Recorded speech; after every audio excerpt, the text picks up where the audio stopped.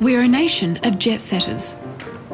Close to 60 million travellers boarded a domestic flight last year, and 30 million flew abroad. But our love of flying means that planes and wildlife are competing for space in the sky, and that is cause for concern. Because wildlife strikes cause severe damage to aircraft, they cause ongoing costs to airline industries, and it's something that is avoidable. Absolutely, they're seeing an increase in the number of strikes and the increased rate of strikes. There's about 2,000 reported strikes in Australia per year, which is the highest of any sort of incident in aviation in Australia. Wildlife strikes, or collisions between a bird or animal and an aircraft, rarely cause harm to crew or passengers on commercial flights, but they do damage planes. It costs the civil aviation industry about $1.5 billion per annum, and that's not just the damage cost, but also the knock-on effects of delays. Fingers crossed we don't hit any birds today. But with a national average of 4 strikes daily and over 1,700 collisions recorded this year already, it is relatively common and the risk is real. Strikes happen most often during takeoff and landing. That's why management of wildlife in and around airports is vital. It's really important to know what bird species it is, because different birds present different hazards to aircraft. Then we can focus on species that are causing problems and have management strategies in place to help reduce that sort of issue. Mitigating the risk means knowing which species is being hit, but finding out is not always straightforward. So, Martin, this looks like a bird strike. That's right. You can see around the cowling here all of the debris that's been left by when the bird's impacted with the aircraft.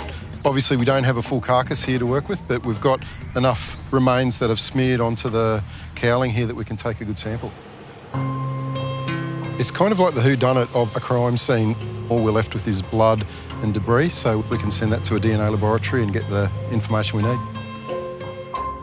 This detective work is the domain of Dr. Rebecca Johnson, who heads up the Centre for Wildlife Genomics at the Australian Museum. We get quite a few samples through every week, which is actually only a fraction of the strikes that happen every day in Australia. We're looking at genes that are informative at a species level.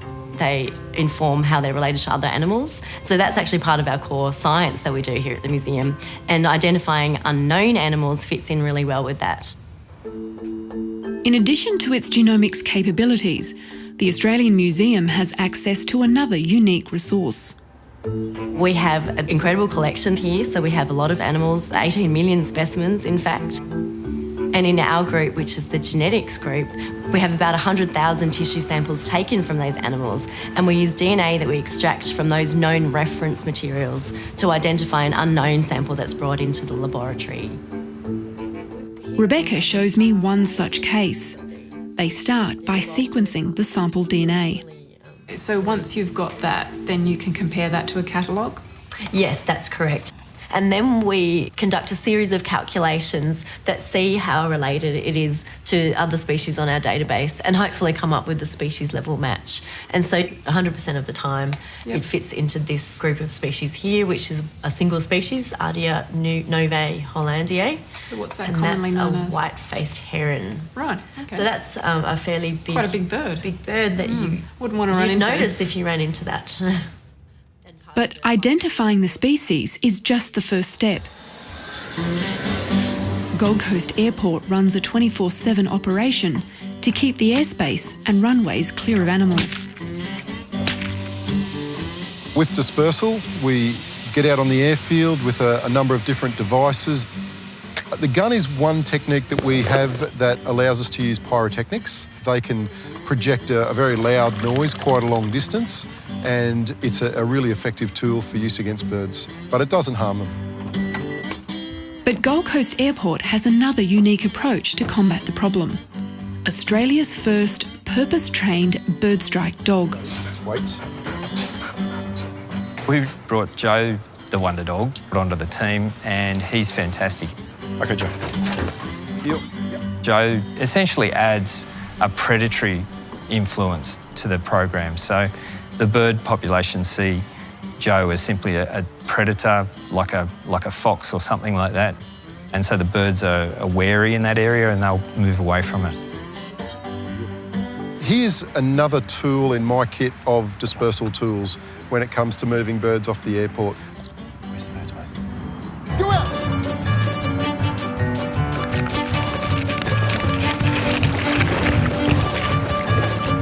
Hey, good boy, Joe, good boy. Joe is trained not to harm the birds, but to disperse them. And while he seems to love his job, he also gets results. Following his introduction at the airport here, we had a look at some of the statistics. The data is pretty clear. You can see that the types of birds that he would be influencing, their numbers of strikes have decreased as well. So why do you use so many different techniques? It's to stop habituation. We've got lots of different sorts of birds and you don't want those birds getting used to any one type of tool, so you need to constantly mix it up. Winter as well is impacting on how much the grass is growing. Yeah, but In addition to scaring birds away, the grass is left long to reduce certain species. Specialised drains deter ducks and other water birds. But the management strategies aren't limited to the airport grounds. Just outside the airport, Field Officer Cameron Wheatman manages one of the most dangerous species, the Australian white ibis. 22% of all Australian white ibis strikes cause damage in Australia. So that can be fairly minor or it can be significant, and it can be the inclusion of damaging an entire engine. In 1997, the ibis population reached over 5,000, presenting a serious threat to planes taking off nearby. A management plan was put in place. The program involves removing some of the nests and eggs. No, I can see eggs. Oh, yep.